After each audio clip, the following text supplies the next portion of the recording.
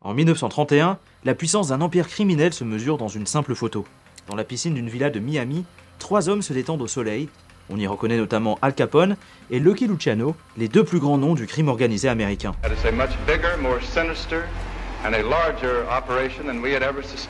Cette photo illustre parfaitement l'influence de l'Outfit, l'organisation qui a fait de Chicago la capitale du crime pendant près d'un siècle. Des casinos de Las Vegas aux studios de Hollywood, des syndicats ouvriers aux couloirs de la mairie, en passant par la CIA, l'Outfit a transformé un simple gang de rue en une véritable entreprise nationale du crime. Justice Department today announced the indictment of 15 men for skimming more than $2 million from casinos in Las Vegas over 9 years. Une machine si bien huilée qu'elle a généré des milliards de dollars et maintenu son emprise sur la ville dans le plus grand des secrets. Have you ever killed anyone? Not sure. Ici, une seule organisation a réussi ce que les mafieux new-yorkais n'ont jamais pu faire, un contrôle total et absolu sur leur territoire. Aujourd'hui, je vous raconte l'histoire de l'Outfit de Chicago, une histoire de pouvoir, de violence et de trahison qui mèneront à la perte de l'organisation criminelle la plus sophistiquée que l'Amérique ait connue.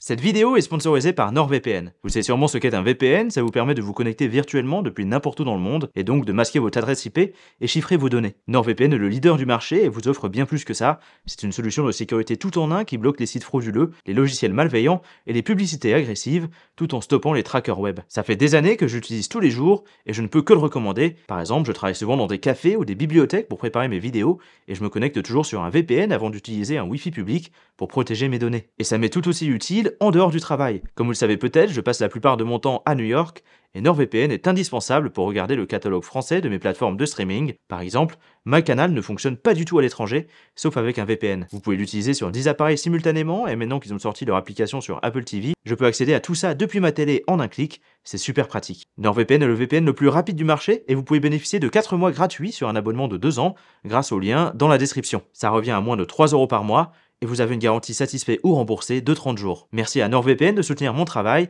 Maintenant, direction Chicago. Pour comprendre l'Outfit, il faut d'abord comprendre Chicago. À la fin du 19e siècle, la ville est en pleine expansion démographique.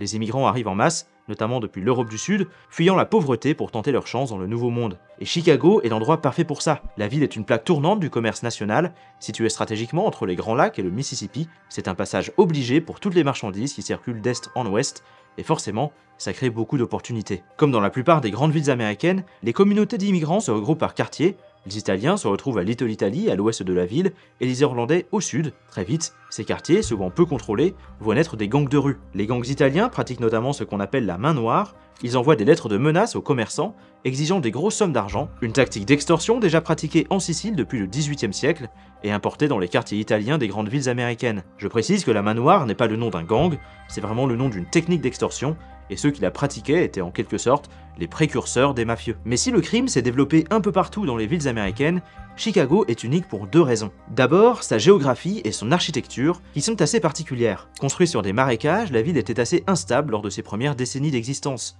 voyant régulièrement ses rues couvertes de boue. Pour contrer ça, la ville a été surélevée à partir des années 1850. C'est assez fascinant en termes d'ingénierie d'ailleurs, tous les bâtiments ont été surélevés avec des vérins à vis, et les commerces restaient ouverts pendant les travaux. Et sous la ville donc, c'était l'endroit parfait pour développer des activités criminelles, à l'abri des regards, dans des sous-sols et des tunnels. Chicago a très vite eu la réputation d'Eldorado pour les criminels, attirant une bonne partie des gangsters du pays. Un autre élément assez unique, c'est sa structure politique. La ville est divisée en 50 wards, des quartiers qui ont chacun leur propre administration. Chaque ward a un conseiller élu localement, qui siège au conseil municipal. Et ces conseillers ont beaucoup de pouvoir. Ils contrôlent la police, les juges, les commerces de leur quartier et tous les services publics de la zone. Pour les gangsters, c'était la cible idéale, c'était bien plus facile de corrompre une seule personne au niveau local que toute une administration centralisée. Et c'est cette décentralisation politique qui a fait de Chicago une ville si corrompue. Et ça, on l'a vu dès le 19e siècle, quand les gangs irlandais étaient très influents à Chicago. Et le premier gangster italien à se mettre les politiciens dans la poche, c'est Vincenzo Big Jim Colosimo, que l'on considère souvent comme le père fondateur de l'Outfit. Colosimo est un immigré italien arrivé à Chicago à ses 17 ans, où il commence sa carrière comme un simple balayeur. Comme beaucoup dans son quartier, il se tourne rapidement vers la criminalité. Il attire alors l'attention des conseillers municipaux du premier ward, qui lui demandent de mobiliser l'électorat italien pour leur réélection. C'est une réussite, et il obtient très vite un poste très haut placé dans l'administration, qui lui permettait donc de poursuivre ses activités criminelles sans inquiétude. Dans les années 1910, Colosimo crée un véritable empire du vice à Chicago. Plus de 200 maisons closes, des casinos et même son propre restaurant où se retrouve l'élite de la ville. On se souvient de lui pour son extravagance, ses costumes de luxe et ses bijoux qui lui valent le surnom de Diamond Gem. Mais cette réputation fait de lui une cible. Il devient victime de la main noire, cette même pratique d'extorsion qu'il utilisait lui-même quand il était plus jeune. Pour se protéger, il fait appel au cousin de son épouse, Johnny Torrio, un gangster du Lower East Side à New York. Torrio s'installe à Chicago et devient le bras droit de Colosimo, et en 1919, Torrio invite un jeune délinquant new-yorkais à les rejoindre, Alphonse Capone. Ce dernier travaillait dans un bar et avait eu quelques ennuis avec un gangster local qui lui avait tranché la joue, une cicatrice qui deviendra légendaire et lui donnera le surnom de Scarface. À Chicago, tout va donc pour le mieux pour l'organisation de Big Jim, jusqu'en 1920, quand débute la prohibition aux États-Unis. Une période qui, vous le savez, si vous avez regardé mes autres vidéos, va transformer le crime organisé américain. World War I is over, and so are America's days of legal alcoholic drink. Convinced self-sacrifice and sobriety will bring prosperity and peace.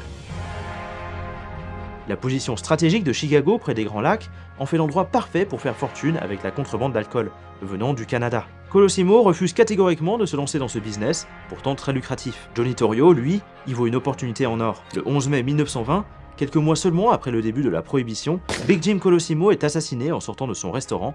Si l'identité du tueur n'a jamais été prouvée, tout porte à croire qu'il s'agissait du gangster Frankie Yell, embauché par Johnny Torrio. L'outfit était officiellement né. Government agents fight hopelessly against illegal liquor. These homemade stills are but a few of thousands seized and destroyed. Other thousands produce millions of gallons, and countless hundreds prosper in business of bootlegging.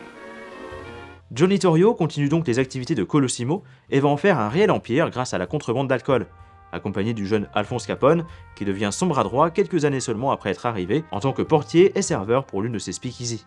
Le gang prend du pouvoir et récupère les territoires de ses concurrents jusqu'à devenir le gang italien le plus important de Chicago. On crédite souvent Torrio pour avoir réorganisé le gang de Colosimo en une vraie organisation criminelle qui fonctionne comme une entreprise, avec une hiérarchie similaire à la Cosa Nostra sicilienne. Je le rappelle, pour ceux qui n'ont pas vu ma vidéo sur la mafia, on a un boss au sommet, suivi par un underboss, puis un capitaine ou un capo qui gère ce qu'on appelle les soldats. Tous respectent l'omerta, la loi du silence, qui empêche aux membres de révéler quoi que ce soit sur leur organisation s'ils veulent vivre. Une hiérarchie traditionnelle qui sera très respectée par les familles mafieuses de New York, mais beaucoup moins par l'outfit de Chicago, qui a toujours été plus flexible et indépendant. D'ailleurs, ni Torrio ni Capone n'avaient des origines siciliennes, et puis à l'époque, on les appelait pas vraiment des mafieux. Dans les années 20, le gang de Johnny Torrio domine la production, l'importation et la distribution d'alcool de contrebande à Chicago. Mais pas que. Ils sont aussi à la tête d'un large réseau de prostitution, et leur speakeasy se spécialise dans les jeux d'argent illégaux, le tout avec un vrai contrôle sur la politique locale. En 1923, quand le nouveau maire de Chicago décide de s'attaquer au crime organisé, la mafia perd sa protection policière, mais plutôt que de se battre, ils déplacent simplement leurs opérations en banlieue. Al Capone, qui n'a que 24 ans à l'époque, prend le contrôle de Cicero, la ville devient rapidement leur nouvelle base d'opération, avec des dizaines de speakeasy, des bordels et des casinos illégaux. Et c'est à Cicero qu'on va voir pour la première fois la vraie puissance politique de l'Outfits, puisqu'en 1924, ils montrent qu'ils peuvent littéralement contrôler une élection. Le maire républicain, Joseph Klena, déjà très corrompu, fait appel à leur service pour assurer sa réélection. Le jour du vote, des centaines de gangsters armés gardent le bureau de vote, les électeurs peuvent voter plusieurs fois pour le candidat républicain, et ceux qui refusent se font agresser, parfois jusqu'à la mort. Dans les journaux locaux, on parlait de fusillade, de coups de couteau et de kidnapping. Malgré une intervention de la police qui coûte la vie à Frank Capone, le frère d'Alphonse, l'opération est un succès. Le maire est réélu et permet à l'Outfit de régner sur Cicero pendant les années à venir. À cette époque, le gang de Torrio comptait environ 400 membres, et ce n'était que le début de l'empire que deviendra l'Outfit de Chicago. Mais ils n'étaient pas seuls à profiter de la prohibition. Face à eux, on trouvait le Northside Gang, une branche de la mafia irlandaise qui contrôlait donc les quartiers nord de Chicago. Même si moins puissants que leurs rivaux italiens, ils étaient prêts à tout pour les concurrencer, allant jusqu'à essayer d'assassiner Al Capone. En 1925, Johnny Torrio frôle la mort quand il se retrouve visé par une fusillade organisée par les Irlandais. Suite à cet événement, il décide de retourner à New York et donne le pouvoir à son plus proche associé, Al Capone, qui n'avait que 26 ans à l'époque. Et vous le savez déjà, ce dernier allait bientôt devenir une légende. The most powerful man in the underworld is Scarface Al Capone. Now barely 30, he controls policemen, judges, and mayors. And he openly runs a vast network of bootlegging, gambling, protection, and vice. His annual revenue is reported at over 100 million. Parce que si les gangsters de l'époque avaient tendance à préférer travailler dans l'ombre, Al Capone, lui, aimait beaucoup la lumière. Il savait parfaitement utiliser son charisme pour attirer la presse et plaire au public. La prohibition n'était pas une loi très populaire, et les criminels qui permettaient aux Américains de boire de l'alcool en secret étaient finalement plutôt bien vus. Al Capone contrôlait des milliers de speakeasy, et la police le savait parfaitement, ses agents allaient même souvent y boire un coup. Chicago alone boasts of having 20,000 speakeasies.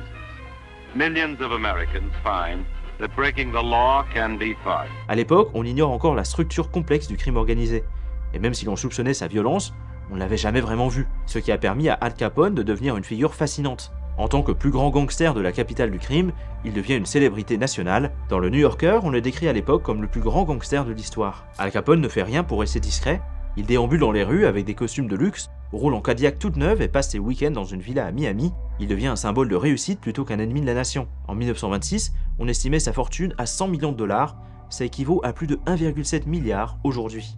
Une fortune qu'il utilise volontiers pour contrôler la politique, par exemple en donnant 250 000 $ à son candidat favori pour la mairie de Chicago en 1927. C'est l'équivalent de 4 millions aujourd'hui. Après l'élection du nouveau maire, les contrôles liés aux activités criminelles de Capone deviennent quasi inexistants. Mais derrière cette figure flamboyante se cache une violence inouïe, marquée par des fusillades meurtrières, avec les célèbres mitrailleuses Thompson ou Tommy Gun, une arme tellement associée à la ville qu'on la surnommait la machine à écrire de Chicago. À l'époque, elle pouvait être achetée légalement et librement en magasin, et Al Capone en détenait 3. Les années 1920 sont marquées par ce qu'on appelle la guerre de la bière, où l'on a compté des centaines de meurtres en moins de 2 ans. Plus les rivaux de Capone disparaissent, plus son gang gagne en puissance. En 1928, Chicago détient un triste record, c'est la ville avec le plus d'homicides du pays. Capone lui-même frôle la mort à plusieurs reprises. Mais la violence atteint son paroxysme le 14 février 1929, une date qui changera le destin de Chicago pour toujours. Dans un garage où des membres du Northside Gang attendent une livraison d'alcool, 5 soldats de Capone entrent, dont 2 habillés en policiers. Les 7 hommes présents sur place sont pris au piège et s'alignent contre le mur, pensant à une classique descente de police. Mais une fois le dos tourné, les gangsters irlandais se font fusiller, c'est le massacre de la Saint-Valentin. Si ce genre de violence avait déjà eu lieu dans le passé, celle-ci marque les esprits par son caractère public. Elle a lieu en plein jour et les journalistes sont sur place lors de la découverte des cadavres. Des photos choquantes apparaissent dans les journaux et les Américains découvrent avec choc la vraie violence des gangs. On n'aura jamais pu prouver la responsabilité d'Al Capone, il était à Miami à ce moment-là, mais le lien est évident puisque les victimes étaient ses rivaux directs. L'image de Capone en prend un coup, la réputation de Chicago aussi, et le gouvernement fédéral décide enfin de réagir. Il dresse une liste de 10 ennemis publics avec Al Capone en premier, mais ce titre d'ennemi public numéro 1 attire encore plus la presse. Finalement, sa célébrité explose, il invite généreusement certains journalistes pour discuter et soigner son image. Un article le décrit même comme un gars sympa avec qui parler dans un bar. Pour redorer son blason, il mise aussi sur la philanthropie et veut être vu comme un Robin des Bois qui vole aux riches pour rendre aux pauvres. Il ouvre notamment une soupe populaire à Chicago pendant la Grande Dépression, servant des milliers de personnes par jour. Une action souvent louée par la presse, mais qui en réalité ne représente pas grand-chose par rapport à sa fortune. Les histoires d'Al Capone font le tour du monde et il reçoit même des milliers de lettres par jour, parfois dans des langues qu'il ne peut même pas lire, souvent de la part de gens lui demandant de l'aide financière. Capone devient même personnalité de l'année du magazine Time et fait la couverture, et cette popularité coïncide avec le développement du cinéma. On voit alors apparaître les premiers films de gangsters avec des personnages clairement inspirés de lui, comme dans Scarface ou L'ennemi public en 1931. Studios grind out dozens of gangster pictures, and immediately the censors protest that Hollywood is glorifying crime. Audiences, however, flock to see this new kind of movie. For as the Great Depression grips America, the public feels helpless in this national calamity.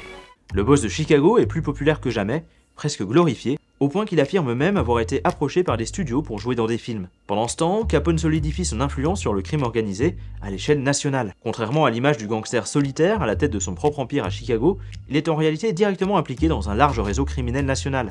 En 1929, peu de temps après le massacre, lors d'une rencontre historique à Atlantic City, il retrouve les plus grandes figures du crime, dont Nucky Johnson, visible sur cette photo, qui dominait la ville. Cette célèbre conférence, organisée en partie par Johnny Torrio et le boss new-yorkais Lucky Luciano, rassemble les plus grands gangsters du pays pour discuter de la violence liée à la prohibition et chercher des solutions pour éviter les guerres des gangs. C'est là que naît le fameux Syndicat national du crime, une confédération des gangs du pays visant à mieux coordonner leurs activités. 2 ans plus tard, en 1931, Lucky Luciano crée la commission lors d'une réunion à Chicago, un type de conseil d'administration supervisant les plus grandes familles mafieuses du pays. Comme dans une entreprise, la commission doit approuver les nominations du nouveau parrain et valider les activités criminelles que les familles veulent exercer. Pour représenter Chicago, on y trouve bien sûr Al Capone. Cette période marque la véritable structuration du crime organisé aux États-Unis, posant les bases qui leur permettront de dominer le pays pendant les décennies à venir. La proximité entre les grands noms du crime est d'ailleurs visible sur ces photos rares de 1931, montrant Capone dans sa piscine de Miami aux côtés de Lucky Luciano, tandis que le New-Yorkais Frank Costello se prélasse sur le plongeoir. Pendant ce temps, le gouvernement fédéral fait de son mieux pour l'arrêter, mais c'est difficile car il n'existe aucune preuve tangible de ses crimes. On raconte souvent l'histoire d'Elliot Ness et de ses incorruptibles, ces agents fédéraux qui, contrairement à la police de Chicago, refusaient les pots de vin. Les films et les séries en ont fait des héros, mais en réalité, ce n'est pas eux qui ont fait tomber Capone. Les vrais héros de l'histoire, c'est plutôt un groupe d'employés du fisc à Washington. Ils cherchent à prouver la fortune de Capone en examinant ses possessions et ses dépenses, et ils ont découvert qu'aucune déclaration de revenus n'a été trouvée à son nom, malgré ses millions de dollars. Et ils parviennent à le coincer grâce à une loi indiquant que l'argent lié aux activités criminelles devait aussi être déclaré. En 1931, il se fait donc arrêter pour fraude fiscale, et après un long procès très médiatisé, il est condamné à 11 ans de prison. The king of the gangsters is about to get his, and a lot of Chicago folks are on hand at federal court for a last look at Scarface Al Capone before Uncle Sam puts him away. Here he comes, the big boy himself. What's the hurry, Al? Where you're going, you'll have loads of time. Il effectuera une grande partie de sa peine sur l'île d'Alcatraz, à San Francisco, la prison la plus sécurisée du pays. Un choix symbolique, le gouvernement veut montrer qu'aucun criminel n'est intouchable, même le plus célèbre d'entre eux. Al Capone est toutefois resté dans la légende, il a continué de fasciner les foules, comme on peut le voir dans cet archive de 1933, qui présente les fonctions à la pointe de la technologie cachée dans sa Cadillac customisée. Siren in this car would enable Capone to get away at any time, as it is one of the laws in the United States that no one but an official, a police or fireman may have one of these on his car. And by merely touching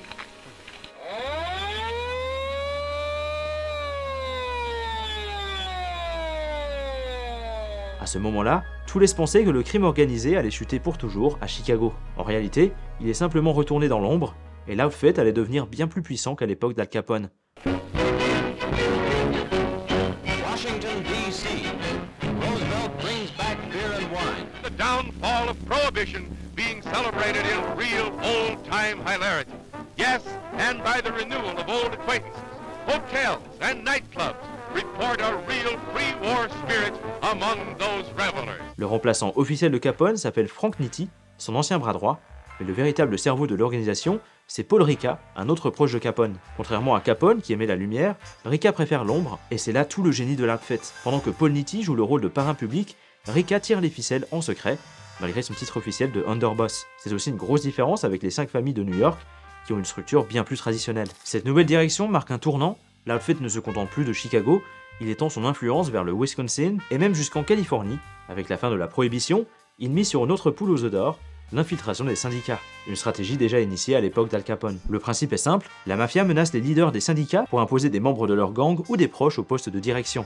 L'un des syndicats où l'outfit est de plus investi se trouve à Hollywood. Sous les ordres de Frank Nitti, leurs associés prennent le contrôle de l'alliance des employés du cinéma dans le but premier d'extorquer les grands studios comme Paramount ou la Fox. Here in the mighty mansions of Cinemaland, under such familiar trade names, a vast majority of the world's motion pictures are produced. Ils font fortune en récupérant les cotisations des syndiqués et en extorquant des centaines de milliers de dollars aux producteurs sous les menaces de grève. Mais cette expansion finit par attirer l'attention.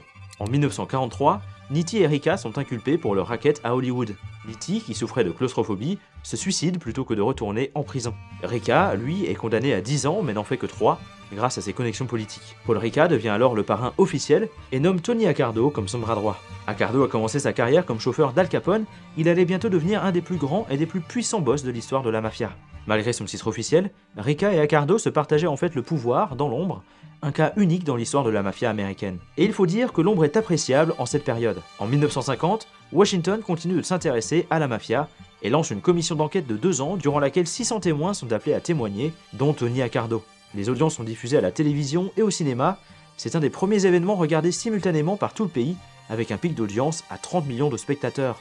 C'est à ce moment-là que le monde découvre l'existence de la mafia et comprend que derrière certains gangsters iconiques, il y a en fait une organisation secrète qui tire les fils depuis des décennies. Our committee has found that organized crime does operate on a syndicated basis across state lines in the United States.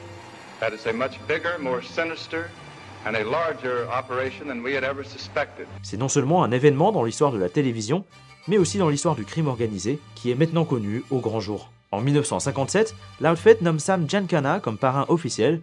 Il devient alors la face publique de l'organisation, mais il répond toujours aux ordres de Rica et Accardo, qui opèrent secrètement. Une manière de ne pas s'attirer d'ennui comme l'avait fait Al Capone. Parce que cette année-là, la mafia est sous le feu des projecteurs. The nation's underworld gets the unwelcome spotlight of publicity as the Senate's Investigations Subcommittee begins new hearings on crime.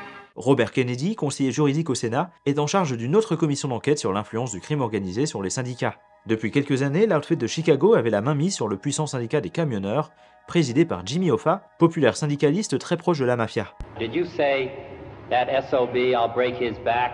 Figure of speech, I don't even know who I was talking about and I don't know what you're talking about. En 1959, Sam Giancana est convoqué au Sénat pour répondre à Kennedy, mais invoque le 5e amendement une trentaine de fois, qui lui permet de ne pas répondre aux questions.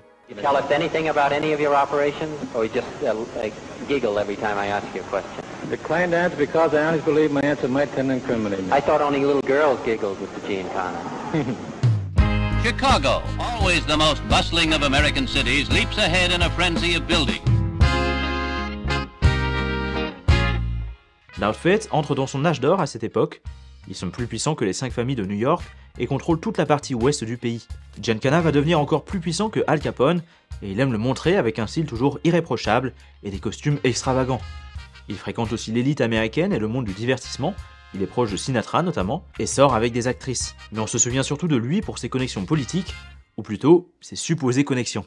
Je vous explique. En 1960, Giancana aurait été approché par Joseph Kennedy, le père du sénateur John Kennedy, lui demandant de l'aide pour faire élire son fils à l'élection présidentielle face à Richard Nixon. Selon Tina Sinatra, la fille du chanteur, Frank Sinatra aurait connecté les deux hommes. L'Illinois, l'état où se trouve Chicago donc, était particulièrement serré et donc crucial pour remporter l'élection. Selon plusieurs auteurs et certaines sources proches de la mafia, Giancana aurait mobilisé les membres de certains syndicats pour voter Kennedy. À noter que Jimmy Hoffa était personnellement pour Richard Nixon, donc déjà, il y avait très peu de chances pour que les camionneurs aient été appelés à voter pour Kennedy, comme le montre le film de Scorsese, The Irishman par exemple. Je le rappelle, Robert Kennedy, le frère du candidat, était déterminé à faire tomber la mafia, et la légende raconte que cette aide précieuse pendant les élections leur permettrait enfin d'avoir la paix.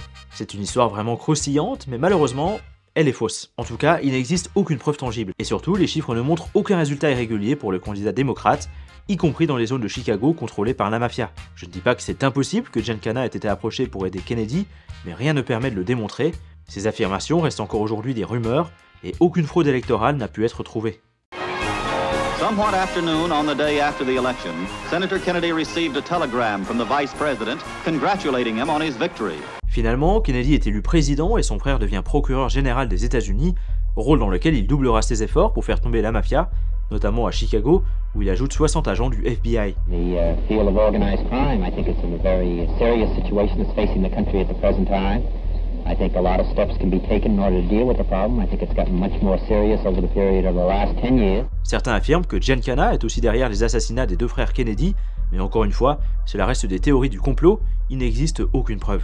Une histoire beaucoup moins contestée par contre, c'est celle des liens entre l'outfit de Chicago et la CIA. Dans les années 50, la mafia possédait plusieurs casinos à Cuba, alors une destination très prisée par les touristes américains, en quête de loisirs et de détente. L'arrivée de Fidel Castro au pouvoir en 1959 a changé la donne, l'outfit perd ses opérations sur l'île. Ces situations créent un ennemi commun entre les boss de Chicago et le gouvernement fédéral américain. C'est ainsi qu'en 1959, la CIA approche Giancana et d'autres mafieux pour assassiner Castro, leur offrant 150 000 $. L'agence pense que leurs anciennes connexions à Cuba pourraient faciliter l'opération. Cette collaboration n'est pas une simple rumeur, elle a été confirmée des années plus tard par des documents déclassifiés de la CIA, provoquant un scandale évidemment. The report did say Giancana and another mafioso were called in by the CIA to see what could be done about killing Castro. The committee has hard evidence that the CIA was involved in both assassination plots and assassination attempts. Finalement, le gouvernement a préféré ne pas utiliser la mafia et opte pour l'invasion de l'île, qui se soldera par un échec cuisant et deviendra un véritable embarras pour Kennedy. Mais si ces histoires sont assez fascinantes, elles restent anecdotiques par rapport au vrai pouvoir de Chicago à l'époque, et son nouvel empire se situait bien loin des Grands Lacs, en plein milieu du désert du Nevada. Le règne de la mafia à Las Vegas date des années 40, quand Bugsy Siegel et Meyer Lansky, deux membres de la mafia juive à New York, décident d'y construire les premiers grands casinos.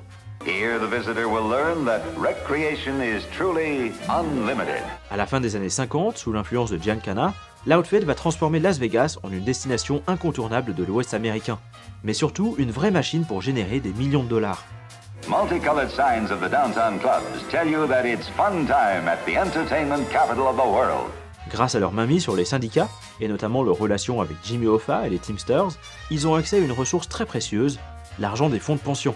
Entre 1959 et 1961, l'Outfit aurait dérobé 91 millions de dollars aux caisses des retraites des syndicats des camionneurs pour y construire des casinos de luxe. The pension fund financed at least 86 hotels, including some of the most famous.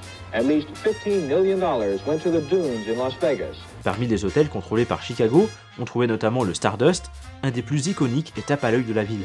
For the most wonderful vacation of all, for Las Vegas luxury at economy prices, the Stardust stands supreme in the exciting center of colorful Las Vegas. À Vegas, on trouvait bien plus que des jeux d'argent. On pouvait s'offrir des hôtels de luxe avec des buffets gastronomiques et du divertissement trouvable nulle part ailleurs. Le tout à des tarifs accessibles aux classes moyennes. Parce que ce sont dans les casinos que se trouvait le vrai potentiel financier. Pour faire fortune, la mafia pratiquait ce qu'on appelle l'écrémage. Concrètement, les gérants des casinos récupéraient une partie des recettes qui se comptent en millions de dollars avant de les déclarer au fisc. Puisqu'il n'y a que du cash et aucune preuve de transaction dans les casinos, ils pouvaient facilement récupérer une partie discrètement pour l'envoyer à Chicago. Et pendant ce temps, à Chicago, en 1965, Sam Giancana est envoyé en prison après avoir refusé de parler à une audience du Sénat. Je le rappelle, la mafia doit respecter la loi du silence, l'omerta, sans quoi leur mort est presque garantie. Après sa sortie de prison, il fuit au Mexique et est remplacé par l'ancien boxeur Joseph Ayupa. Paul Ricca, qui continue à régner dans l'ombre, je le rappelle, décède en 1972, faisant de Tony Accardo la personne la plus puissante de Chicago. Finalement, Giancana est déporté aux États-Unis en 1974 et est appelé à témoigner sur ses liens avec la CIA dont je vous ai parlé plus tôt. Giancana, why did you have to leave Mexico, sir? Why? I don't know. Un risque bien trop gros pour les boss de l'Outfit. Le 19 juin 1975, il se fait assassiner d'une balle dans la tête à son domicile. Organized crime figure Sam Giancana was shot dead last Thursday evening at his home in Oak Park, Illinois. He was shot to death last night in the basement of his Oak Park, Illinois home.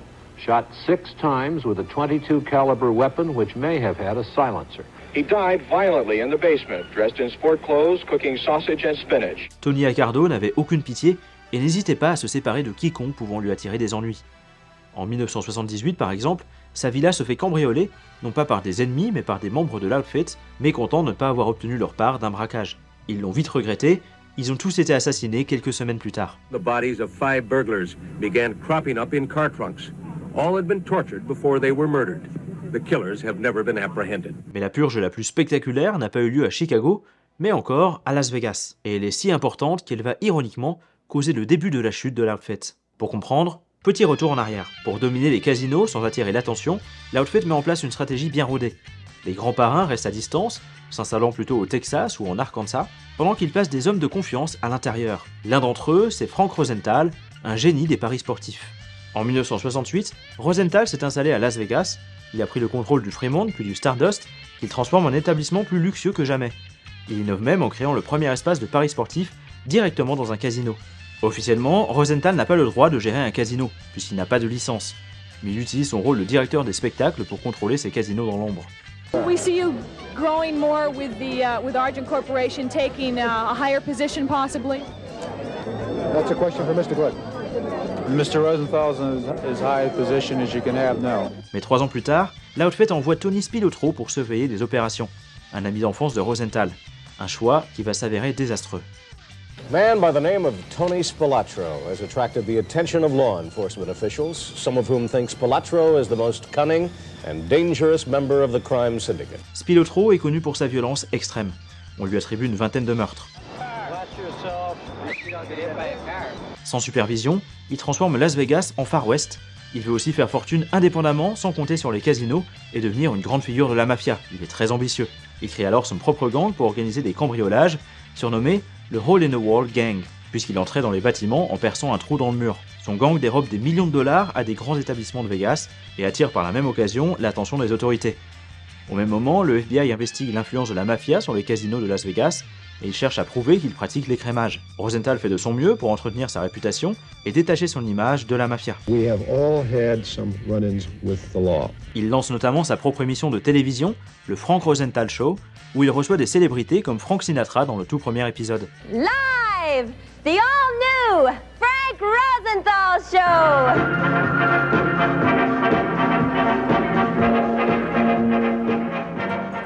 Une publicité qui ne plaît pas vraiment à l'Outfit, qui, je le rappelle, préfère vivre dans l'ombre. Merry Christmas, Happy New Year, thank you for tuning in. Good night. En 1981, le gang de Spilotro se fait arrêter par le FBI lors d'un cambriolage qui devait être le plus grand de l'histoire de Vegas, avec des centaines de milliers de dollars à la clé. Parmi les gangsters arrêtés, il y avait Frank Culotta, bras droit et ami d'enfance de Spilotro. Face au FBI, il sait qu'il finira soit en prison à vie, ou qu'il se fera tuer par la mafia pour garder le silence. Il choisit donc une troisième option, le programme de protection des témoins, pour dénoncer son boss, Tony Spilotro. Il admet notamment avoir participé à plus de 300 crimes avec Spilotro. C'était ça ou la mort. Tout ce bruit à Vegas attire l'attention de l'Outfit qui décide de s'en prendre à Rosenthal, la figure la plus influente sur place, et peut-être la moins fiable selon eux. Our guest tonight, a familiar name to most Nevadans, Frank Rosenthal. En 1982, une bombe explose alors qu'il entre dans sa Cadillac Eldorado, un modèle qui, par chance, était équipé d'une grosse plaque en métal sous le siège, lui permettant de quitter sa voiture à temps et de survivre. C'est un miracle, il a compris que l'Outfit était après lui et décide de tourner la page et de refaire sa vie en Floride. Dans les années 80, le FBI met tous ses efforts pour faire tomber la mafia. Même Frank Sinatra doit témoigner au Sénat. I never had anything to do with them business-wise, really socially. No connection really whatsoever. Les fédéraux suivent plusieurs collaborateurs de l'Outfit et les mettent sous écoute. Beaucoup d'entre eux finissent en prison. Les gangsters sont sous les projecteurs, mais pas que. La classe politique de Chicago est toujours aussi corrompue et beaucoup de conseillers municipaux sont mis sous écoute. Chicago's first ward has been openly referred to as the mob's ward. Accardo organise donc une vraie purge et assassine toute personne susceptible de parler. On parle à cette époque de la trunk music, la musique du coffre, le bruit que fait un cadavre resté plusieurs jours enfermé dans un coffre, une spécialité de Chicago. The car had been parked outside an Arlington Heights hotel. In the trunk, police found Hal Smith tortured, strangled with a rope and mutilated. Une purge qui attire néanmoins l'attention de la presse et des autorités. Ceux qui voient le vent tourner décident aussi de sauver leur peau en collaborant avec le gouvernement, comme le japonais Ken Eto, surnommé Tokyo Joe, qui a rejoint le programme de protection des témoins après avoir échappé à la mort. As soon as that part, bang! I got shot in the head, and I thought, well, I knew it. En 1986, le boss officieux de l'Outfit, Joseph Ayupa, est envoyé en prison pour l'écrémage de millions de dollars à Las Vegas. Tony Accardo décide de s'en prendre à celui qui avait attiré le plus de problèmes, Spilotro. Good evening. Topping our news tonight, the mysterious disappearance of mobster Tony Spilotro, one of the most powerful figures in organized crime. Whether he's hiding or was the victim of a Jimmy Hoffa-style hit, we don't know. All we do know is that he vanished without a trace. A missing car has turned up. The 1986 Lincoln Continental Mark 7, in which Spilotro and his brother Michael were reported last seen in Oak Park. Le 14 juin 1986, lui et son frère disparaissent mystérieusement et leur voiture est retrouvée à l'aéroport de Chicago. The FBI found no clues in the car. We found a cassette still in the dashboard tape player. The pre-recorded tape called James Bond 007, 13 Originals. Une semaine plus tard, leurs corps sont découverts dans un champ en Indiana par un fermier. We hit him somewhere along in the side. I told Dylan, hey, this don't look like any animal skin I've ever seen unless it's human. And we dug around a little bit till we came to his skivvies or his underwear, and we decided that was far enough and we left. Ils sont enterrés en sous-vêtements, un message clair de la mafia, signifiant qu'ils n'ont plus rien à cacher. C'est un moment choc, des centaines de journalistes se précipitent sur place, les chaînes locales envoient leurs camions, on apprendra plus tard que les deux frères ont été assassinés dans un sous-sol, alors qu'ils s'attendaient à devenir officiellement affranchis. La mort de celui que l'on surnommait l'homme de Las Vegas marque la fin d'une époque. Après le fiasco de Las Vegas, la chute commence réellement. L'implication de l'Outfit dans les syndicats est sous surveillance constante et leurs opérations sont de plus en plus compliquées à dissimuler. Les gangs de rue montent aussi en puissance et font parfois concurrence au crime organisé, notamment pour le trafic de drogue, en opérant souvent dans les quartiers historiquement dominés par la mafia. Their business is said to include the sale of teas and blues, a heroin substitute now sold openly on the street in great quantity. In addition, they are accused of extortion, burglary, robbery, and violence. Les années 90 marquent donc un vrai tournant, le pays change, et les criminels perdent peu à peu leur emprise. Avec plus de policiers sur le terrain et l'arrivée de l'ère technologique, il devient presque impossible de se cacher. L'Outfit devient de plus en plus silencieux, loin du glamour des décennies précédentes. En 1992, Tony Accardo meurt après avoir régné pendant 50 ans sur Chicago, un record dans l'histoire de la mafia américaine. Plus impressionnant encore, il n'a jamais fait un seul jour de prison. His tenure at the top is unmatched in mob circles around the country. Accardo has never even spent a night in jail. En 1984, lors de sa dernière apparition publique, il avait fait face à une audience du Sénat à Washington pendant 2 heures et il avait refusé de révéler quoi que ce soit sur l'organisation. You headed the Chicago Organized Crime Syndicate for many years. Isn't that true? No, sir. Have you ever killed anyone? No, sir. Have you ever directed anybody to commit murder? No, sir. What was your association with with Al Capone? None association at all. Just friendly. Hello, and how are you? Malgré ses crimes, il restait une figure respectée de Chicago, qui fascinait une partie de la population. On a pu le voir en 1994 par exemple, lors d'une vente aux enchères dans l'ancienne maison de Tony Accardo qui a attiré les foules, prêtes à faire la queue pendant des heures pour obtenir quelques objets de l'ancien parrain légendaire de l'Outfit. 2 of Tony's beer steins from his original bar. What did you just buy? That piece. You bought the table? And why do you want the table? It's my own reasons, ma'am. Après sa mort, l'Outfit va devenir de plus en plus insignifiant. Le nouveau parrain est envoyé en prison dès 1996 par exemple, et des tas de membres de l'organisation sont aussi condamnés. Mais le coup fatal arrive en 2002, Frank Calabrese Jr. envoie une lettre au FBI. Il veut que son père, un membre de l'Outfit violent et accro à la cocaïne, finisse en prison. Frank Calabrese Jr. could not escape his hitman father's devious reach, so he devised a plan to set himself free, for good, though it meant crossing the man he feared more than any other. Il accepte d'enregistrer leur conversation, donnant au FBI des informations cruciales sur l'organisation. Frank Calabrese Sr. taught his son everything he knew about the mob, how to brutalize, intimidate, and manipulate for profit. He had no idea his son would eventually use that latter skill against him. C'est le début de ce qu'on appelle l'opération Family Secret. En 2007, le projet qui en découle est historique. 200 preuves sont présentées, 125 témoins défilent à la barre, les révélations s'enchaînent sur des décennies de crimes. En août, les verdicts tombent, tous les accusés sont reconnus coupables. Calabrese Senior est condamné à la prison à vie en 2009 pour 13 meurtres. Les autres grandes figures restantes de l'Outfit, comme James Marcello, qui avait assassiné les frères Spilotro, subissent le même sort. Au total, 18 meurtres ayant eu lieu dans les années 70 et 80 ont été résolus, des décennies de crimes ont été révélés, c'est la fin d'un empire. Aujourd'hui, difficile de savoir ce que fait exactement la mafia de Chicago. La plupart des gangsters ne vivent même plus en ville, préférant des banlieues de l'Illinois ou de l'Indiana. L'Outfit existe toujours, mais ses activités se limitent principalement à de l'extorsion dans le domaine des paris sportifs et ils tiennent des business légitimes comme des concessions automobiles ou des restaurants. La nouvelle génération n'a pas suivi les traces de leur père, les enfants des gangsters ont préféré des carrières légitimes, donc les seuls membres connus encore vivants sont généralement assez âgés. Mais l'Outfit continue de fasciner. Par exemple, il existe des tours en bus qui font visiter leurs anciens repères, dont un carrément organisé par Frank Calabrese Jr., l'homme responsable de la chute de la mafia. Comme quoi, tout est bon pour se faire un peu d'argent. You dig the hole first and you put plywood over and you put gravel on top of the plywood so you don't waste a lot of time while you're there. Malgré sa chute, l'impact de la mafia à Chicago est considérable. L'histoire de l'Outfit est unique dans le crime organisé américain. Contrairement aux 5 familles de New York qui se partageaient le territoire, une seule organisation a réussi à dominer Chicago pendant près d'un siècle, et même une partie du pays. Pendant toutes ces années, ils ont réussi à tisser un réseau de corruption si profond qu'il fait désormais presque partie de l'ADN de Chicago. Aujourd'hui encore, la ville reste l'une des plus corrompues des États-Unis. Les méthodes ont changé, les acteurs aussi, mais le système perdure, et c'est peut-être ça, la plus grande victoire de l'Outfit.